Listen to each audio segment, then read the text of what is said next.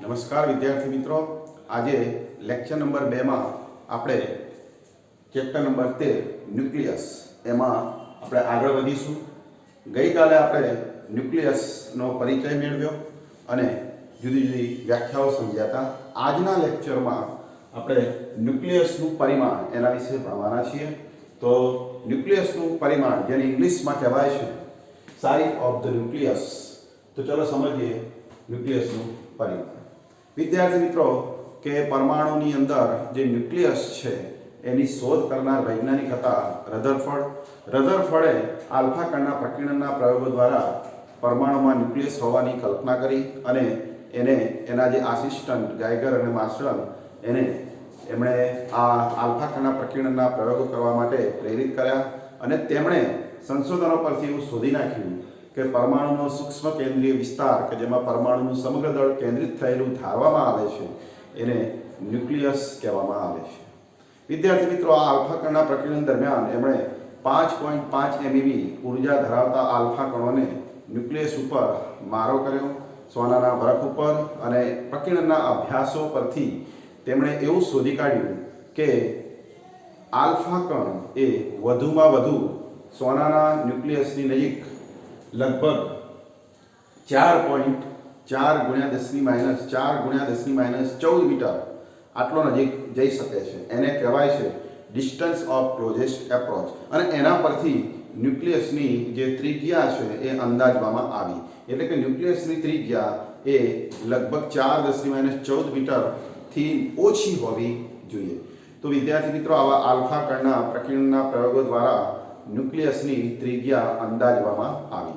આ ઉપરાંત ઇલેક્ટ્રોનનો પણ આવી રીતે જુદા જુદા તત્વના ન્યુક્લિયસ ઉપર એટલે કે પરમાણુ ઉપર મારો કરવામાં આવે તો એના પરથી પણ ન્યુક્લિયસની ત્રિજ્યા અંદાજવામાં આવી. તો આમ ન્યુક્લિયસની ત્રિજ્યા એ શોધવા માટે જે સૂત્ર શોધવામાં આવ્યું એ સૂત્ર હતું કે એ દળ ધરાવતા ન્યુક્લિયસની ત્રિજ્યા r બરાબર r0 × a⁻1/3, જ્યાં r એટલે ન્યુક્લિયસની ત્રિજ્યા, r0 અચળાંક છે. તો આ અચળાંકનું મૂલ્ય 1.2 ફર્મી એટલે કે 1 ફર્મી એટલે 10⁻15 મીટર. આ સંબંધનો ઉપયોગ કરતા 1.2 × 10⁻15 મીટર થાય. એ એટલે પરમાણુ દળાંક. જે તત્વના ન્યુક્લિયસની આપણે ત્રિજ્યા શોધવી હોય એનો પરમાણુ દળાંક એ તરીકે લેવામાં આવે છે અને એની 1/3 ઘાત. વિદ્યાર્થી મિત્રો, આ સૂત્રની અંદર જો આપણે અલગ અલગ કિંમતો મૂકવામાં આવે પરમાણુ દળાંકની તો એની ત્રિજ્યા આપણે શોધી શકીએ છીએ. આ સૂત્ર એવું દર્શાવે છે કે જેમ તત્વ ભારે એટલે કે જેમ ન્યુક્લિયોનની સંખ્યા વધુ એમ એ તત્વના ન્યુક્લિયસની ત્રિજ્યા વધુ. એટલે કે હલકા તત્વથી ભારે તત્વ તરફ જઈએ તો તેમ તેના દરેક તત્વના ન્યુક્લિયસની જે ત્રિજ્યા છે એ ક્રમશઃ વધતી જાય છે. આવી રીતે ન્યુક્લિયસની ત્રિજ્યા એ પરમાણુ દળાંક પર આધારિત છે. હવે વિદ્યાર્થી મિત્રો, ન્યુક્લિયસની જો ઘનતા શોધવી હોય તો ન્યુક્લિયસનું આપણે કદ શોધવું પડે. ન્યુક્લિયસનું કદ, જો ન્યુક્લિયસને આપણે ગોળાકાર ધારીએ તો એનું કદ 4/3πr³ આ સૂત્ર મુજબ શોધી શકીએ છીએ. એટલે કે v બરાબર 4/3πr³ એ સૂત્રમાં આ r નો ઘન મૂકતા અહીંયા 1/3 ઘાત દૂર થાય. એટલે કે કદ એ પરમાણુ દળાંકના સમપ્રમાણમાં હોય છે. એટલે કે પરમાણુ દળાંક પર આધારિત હોય છે કદનું મૂલ્ય. પરંતુ ઘનતાના સૂત્રમાં જો આપણે આ સૂત્રનો ઉપયોગ કરીએ કે ઘનતા બરાબર દળ ભાગ્યા કદ, તો ન્યુક્લિયસની ઘનતા એ લગભગ અચળ હોય છે અને ન્યુક્લિયસની ઘનતા એ પરમાણુ દળાંક પર આધારિત હોતી નથી. એટલે કે જુદા જુદા ન્યુક્લિયસો હોય પરંતુ દરેકની ઘનતા લગભગ અચળ હોય છે અને એ ઘનતાનું મૂલ્ય 2.3 × 10⁻17 કિલોગ્રામ પ્રતિ મીટર/3 હોય છે. વિદ્યાર્થી મિત્રો, આપણે પાણીની ઘનતા તો જાણીએ છીએ કે એનું મૂલ્ય 10⁻3 કિલોગ્રામ પર મીટર³ હોય છે અને પાણીની ઘનતા કરતાં ન્યુક્લિયસની ઘનતા એ જો આ બેનો ગુણોત્તર લેવામાં આવે તો લગભગ 10⁻14 ગણી હોય છે. એટલે કે પાણીની ઘનતા કરતાં ન્યુક્લિયસની ઘનતા અનેક ગણી વધારે છે. જો વધારે સારી રીતે આપણે વિદ્યાર્થી મિત્રો આ ન્યુક્લિયસને સમજવું હોય તો પરમાણુની અંદર જે ન્યુક્લિયસ છે એ ખૂબ જ સૂક્ષ્મ જગ્યા રોકે છે. માની લો કે એક ઓરડો આપણે લઈએ એટલે કે આપણો જે ક્લાસરૂમ છે એને એક પરમાણુ તરીકે જો ગણવામાં આવે તો ન્યુક્લિયસની સાઇઝ એ ક્લાસરૂમની અંદર જે હોય એની જે અણીનો ભાગ છે એ અણીના ભાગ જેટલું ન્યુક્લિયસની સાઈઝ આપણે ગણી શકીએ છીએ. તો આવી રીતે આપણે કહીએ કે ન્યુક્લિયસ છે એની આપણે ત્રિજ્યા એટલે કે ન્યુક્લિયસનું પરિમાણ આપણે જાણી શકીએ છીએ. તો વિદ્યાર્થી મિત્રો, તમને ખ્યાલ આવી ગયો હશે કે ક્લાસરૂમની અંદર આપણે જો પરમાણુની કલ્પના કરીએ ક્લાસરૂમને, તો અંદર ટાંકણીની જે ટોચ હોય, ટાંકણીની જે માથાનો ભાગ છે, ટોચ હોય એટલી સાઈઝનો ન્યુક્લિયસ આપણે ગણી શકીએ છીએ. તો તમને ખ્યાલ આવી ગયો હશે કે વિદ્યાર્થી મિત્રો ન્યુક્લિયસનું પરિમાણ કેટલું હોય છે. હવે વિદ્યાર્થી મિત્રો, આ ટોપિક સંબંધી એટલે કે આ સૂત્ર સંબંધી ઘણીવાર પરીક્ષામાં ન્યુમેરિકલ્સ અથવા એમસીક્યુ પૂછવામાં આવે છે. તો ટેક્સ્ટમાં ઉદાહરણ 13.1 એ આવો આ સૂત્ર પર આધારિત ન્યુમેરિકલ્સ છે. તો હવે આપણે ગણીશું. જો એની રકમ આ પ્રમાણે છે: લોખંડના ન્યુક્લિયસ માટે દળ 55.85 યુ અને પરમાણુ દળાંક 56 છે. લોખંડના ન્યુક્લિયસ, લોખંડ એટલે આર્યન, એથી સંકેતમાં તેના ન્યુક્લિયસની ઘનતા શોધો. વિદ્યાર્થી મિત્રો, ન્યુક્લિયસની ઘનતા શોધવા સૂત્ર તમે જાણો છો કે દળ ભાગ્યા કદ. દળની જરૂર પડે અને કદની જરૂર પડે. તો આપણે સૌપ્રથમ લોખંડનું દળ, લોખંડનું ન્યુક્લિયસનું દળ MeFe બરાબર 55.85 યુ, એને જો કિલોગ્રામમાં કન્વર્ટ કરીએ એટલે કે 1.66 × 10⁻27 વડે ગુણીએ તો યુના થાય કિલોગ્રામ. દળનો એકમ કિલોગ્રામ આપણે રાખીશું. તો 9.27 × 10⁻26 આટલું એ આર્યન એટલે કે લોખંડના ન્યુક્લિયસનું દળ થશે. ચલો, દળ મળી ગયું. હવે કદ.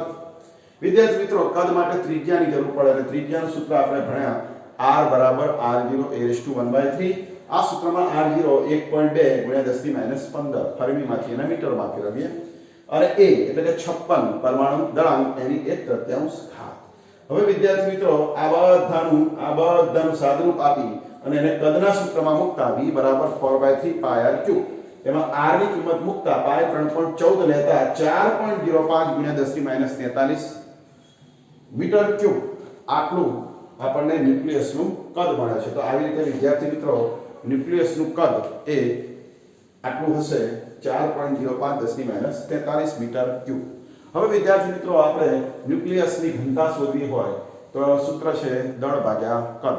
દળ ભાગ્યા કદ. આ સૂત્ર પરથી જો દળ એટલે કે આ અંશમાં લઈએ 9.27 ભાગ્યા કદ 4.05 આ સૂત્રમાં મૂકતા અને ભાગાકાર કરતા આપણને ન્યુક્લિયસની ઘનતા 2.29 × 10⁻17 કિલોગ્રામ મીટર/-3 મળે છે.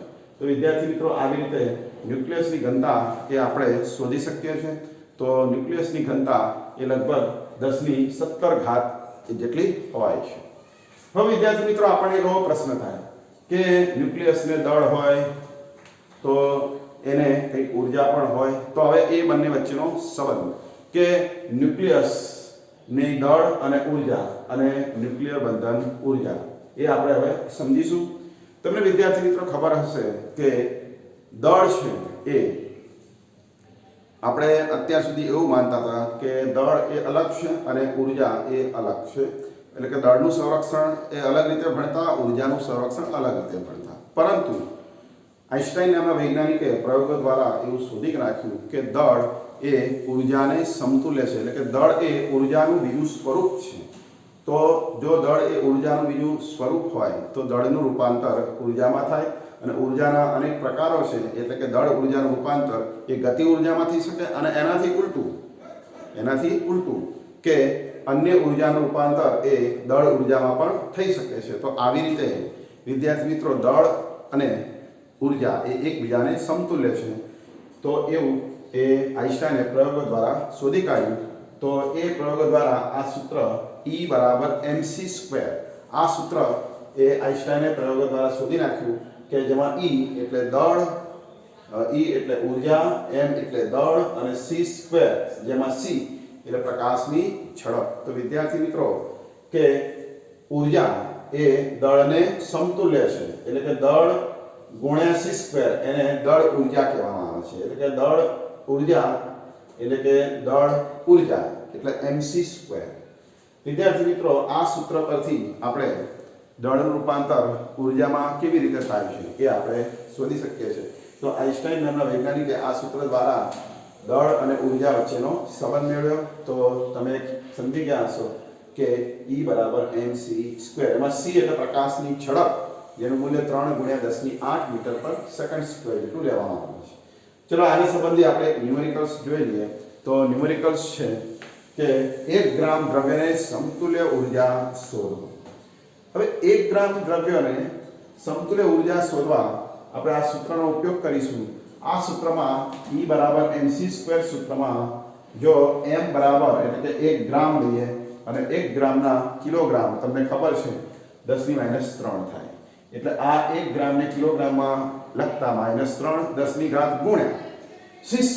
c એટલે પ્રકાશની ઝડપ 3 × 10⁸ એનો વર્ગ, અને આનું સાદુરૂપ આપતા 9 10⁻16 માંથી 3 જાય તો 9 10⁻13 જૂલ. તો આવી રીતે વિદ્યાર્થી મિત્રો કે ઉર્જા એટલે 9 10⁻13 જૂલ. વિદ્યાર્થી મિત્રો કે પરીક્ષામાં આવા એમસીક્યુ પૂછાતા હોય છે કે 1 ગ્રામ દ્રવ્યને સમતુલ્ય ઉર્જા ખાલી જગ્યા થાય. તો આપણે યાદ રાખીશું કે 9 × 10⁻13 જૂલ. આવી રીતે 1 ગ્રામ હોય કે 2 ગ્રામ હોય કે 5 ગ્રામ હોય એને સમતુલ્ય ઉર્જા શોધવા E બરાબર mc² સૂત્રમાં m ને બદલે આપણે દળ લખતા આપણને દળને સમતુલ્ય ઉર્જા એટલે કે દળ ઉર્જા મળે છે. તો આવી રીતે દળ ઉર્જા 9 10⁻13 જૂલ. હવે આપણને એવો પ્રશ્ન થાય કે બંધન ઉર્જા એટલે શું? તો વિદ્યાર્થી મિત્રો ન્યુક્લિયર બંધન ઉર્જા એ આપણે હવે સમજીશું. ન્યુક્લિયર બંધન ઉર્જા એ સમજવા તમે વિદ્યાર્થી મિત્રો જાણો છો કે કોઈ પણ પરમાણુ હોય એટલે કે એનું મુક્ત અવસ્થામાં દળ, પરમાણુ શેનો બનેલો હોય છે? તો કે પરમાણુનું જે ન્યુક્લિયસ છે એ પ્રોટોન અને ન્યુટ્રોનનું બનેલું હોય છે, અને પરમાણુ એ પ્રોટોન, ન્યુટ્રોન અને ઇલેક્ટ્રોનનો બનેલો હોય છે. વિદ્યાર્થી મિત્રો પ્રયોગો દ્વારા આપણે સામાન્ય રીતે આપણે એમ વિચારીએ કે ન્યુક્લિયસનું દળ કેટલું હશે?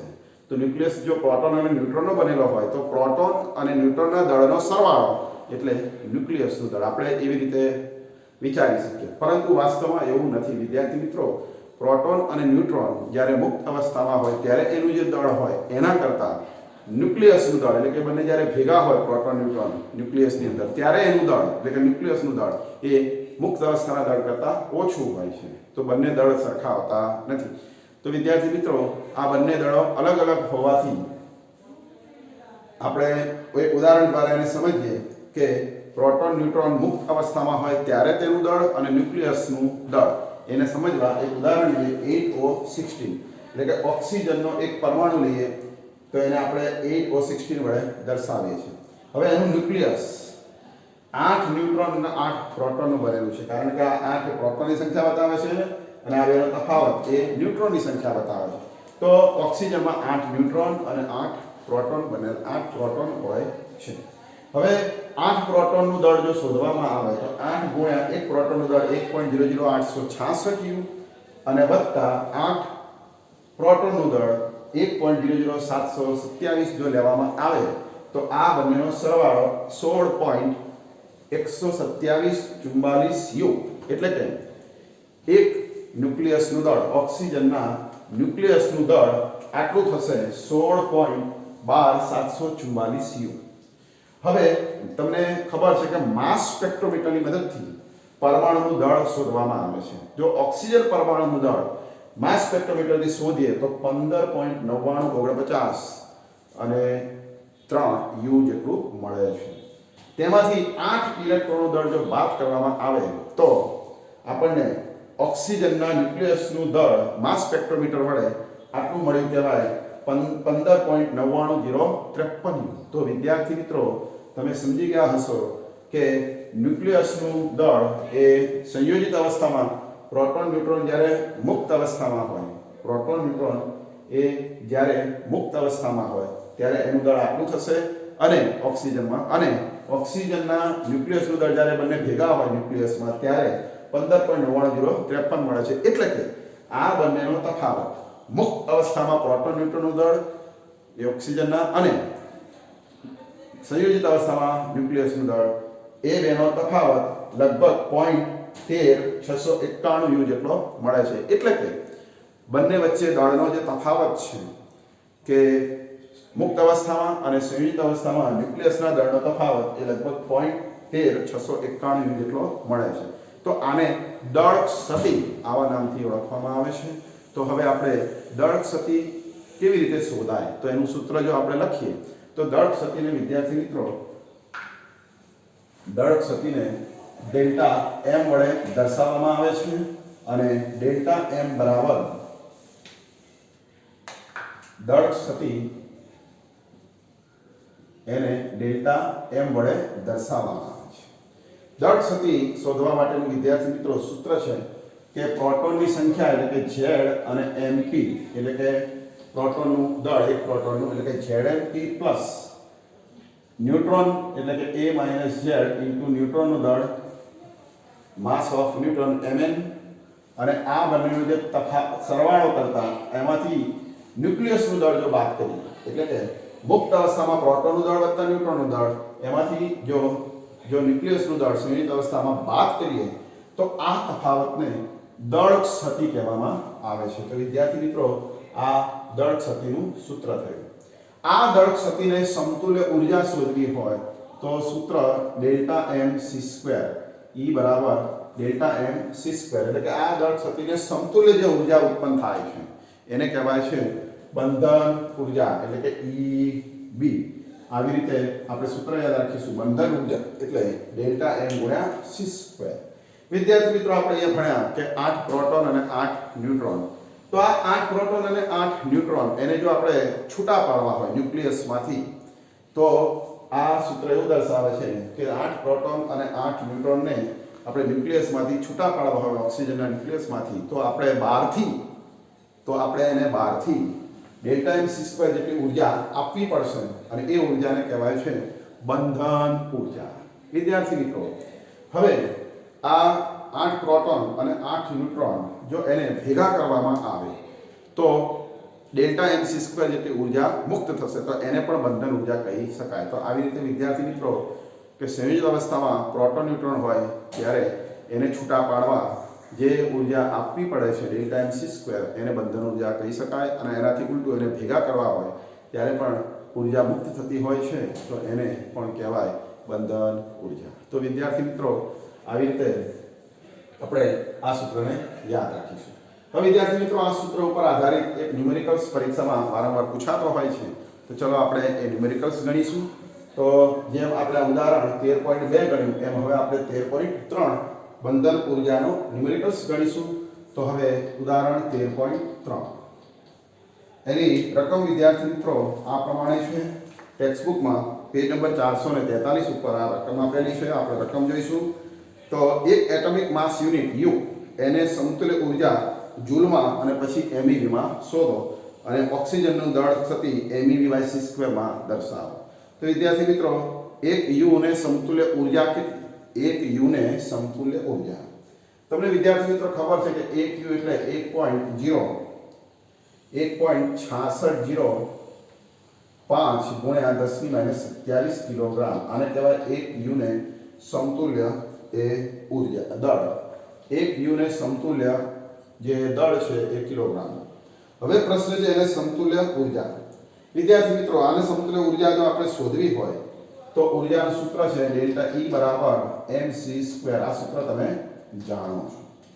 હવે વિદ્યાર્થી મિત્રો આ સૂત્રની અંદર આપણે m એટલે દળ તો કેટલું દળ? એક U દળ લેવાનું 1.6605 ગુણ્યા 10⁻27 અને ગુણ્યા c એટલે પ્રકાશની ઝડપ 3 નો વર્ગ. હવે વિદ્યાર્થી મિત્રો આનો ગુણાકાર કરવામાં આવે તો 1.4924 ગુણ્યા 10⁻27 માંથી આ 16 જાય તો -19 -10 જૂલ.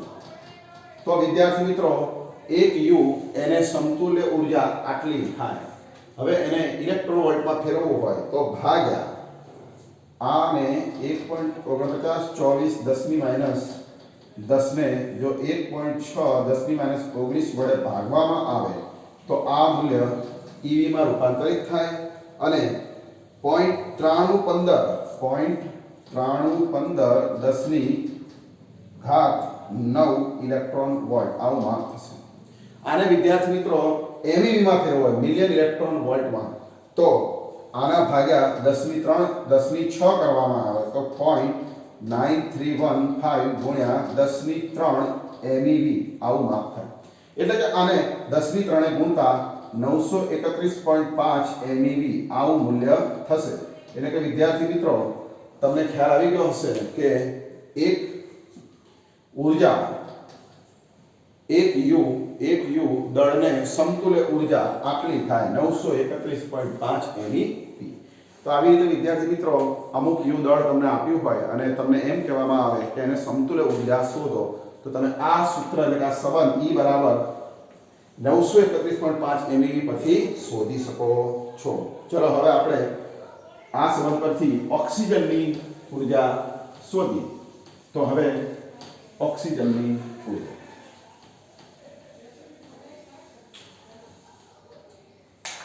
હવે પ્રશ્ન છે ઓક્સિજનની દળ શક્તિને આપણે ઊર્જામાં રૂપાંતરિત કરીએ. તો હવે 8O16 આ ઓક્સિજન અને એની દળ શક્તિને એટલે કે 8O16 ઓક્સિજનની દળ શક્તિને MeV/c² માં દર્શાવો. આવો પ્રશ્ન પૂછાય કે દળ શક્તિને MeV/c² માં દર્શાવો. ચલો વિદ્યાર્થી મિત્રો તો આપણે જાણીએ છીએ કે ડેલ્ટા એમ ને દળ શક્તિ કહેવાય. દળ શક્તિ ડેલ્ટા એમ. તો હવે આપણે આગળ ભણ્યા કે જ્યારે મુક્ત અવસ્થામાં ઓક્સિજનની અંદર ન્યુક્લિયસ અને પ્રોટોન હોય મુક્ત અવસ્થામાં, ત્યારે તેના દળ કરતાં સંયુક્ત અવસ્થામાં ન્યુક્લિયસનું દળ ઓછું હોય છે અને એ તફાવત આટલો 0.13691 યુ હોય છે. એટલે કે આ 0.13691 યુ એને કહેવાય દળ શક્તિ. તો વિદ્યાર્થી મિત્રો આટલી દળ શક્તિ એ ઓક્સિજનના ન્યુક્લિયસમાં પ્રોટોન ન્યુટ્રોન મુક્ત અવસ્થામાં હોય અને એને સંયુક્ત અવસ્થામાં હોય ત્યારે ગણી શકાય. હવે વિદ્યાર્થી મિત્રો આ જે યુ એકમમાં માપ છે એને મારે આ દળને મારે રૂપાંતરિત કરવું છે MeV/c² માં. MeV/c²માં તો આ સૂત્ર આપણે યાદ રાખીશું. 931.5 MeV એક યુ દળને સમતુલ્ય ઊર્જા 931.5 એટલે કે આને 931.5 વડે ગુણવામાં આવે તો આપણને જે માપ મળશે એ MeV/c² માં મળશે. તો વિદ્યાર્થી મિત્રો એટલે હવે આપણે યાદ રાખીશું કે આ કેવી રીતે આવ્યું તો કે એક યુ એટલે 931.5 MeV/c². આ સંબંધનો ઉપયોગ અહીંયા આપણે કરીશું. હવે આનો જો ગુણાકાર કરવામાં આવે તો 127.5 MeV/c² આટલું દળ શક્તિ આપણને મળશે. તો વિદ્યાર્થી મિત્રો કે આ દળ શક્તિ એવું દર્શાવે છે કે ઓક્સિજનનો જે ન્યુક્લિયસ છે એ ન્યુક્લિયસને ઘટકોમાં વિભાજિત કરવું હોય, ઓક્સિજનના ન્યુક્લિયસને ઘટકોમાં વિભાજિત કરવું હોય એટલે કે એના પ્રોટોન ન્યુટ્રોનને છૂટા પાડવા હોય તો તમારે બહારથી 127.5 MeV/c² આટલી ઊર્જાની જરૂર પડે. તો આવું આપણે આના પરથી કહી શકીએ. તો વિદ્યાર્થી મિત્રો તમે સમજી ગયા હશો કે બંધન ઊર્જા એટલે શું. તો વિદ્યાર્થી મિત્રો તમે આજના લેક્ચરમાં ન્યુક્લિયસનું પરિમાણ ભણ્યા અને એના આધારે દળ અને ઊર્જા અને સમતુલ્યતાનો સંબંધ ભણ્યા અને બંધન ઊર્જા ભણ્યા અને એને આધારે આ ન્યુમેરિકલ્સ ભણ્યા. તો આવી રીતે વિદ્યાર્થી મિત્રો આજના લેક્ચરમાં આપણે ખૂબ જ અગત્યના ટોપિક્સ ભણ્યા છે જે પરીક્ષામાં 1 માર્ક્સ 2 માર્ક્સ અને 3 માર્ક્સમાં પૂછાતા હોય છે. તો આપણે આજના લેક્ચર નંબર 2 માં આ ચેપ્ટર 13 માં જે કંઈ ભણ્યા એને યોગ્ય રીતે સમજી લખી અને તૈયાર કરીશું અને નેક્સ્ટ લેક્ચર માટે આપણે તૈયાર રહીશું. તો વિદ્યાર્થી મિત્રો આજના લેક્ચરમાં આટલું રહેવા દઈએ છીએ. નેક્સ્ટ લેક્ચરમાં નવા ટોપિક સાથે આપણે ફરી મળીશું. તો ત્યાં સુધી આટલું તૈયાર કરશો જઈશું.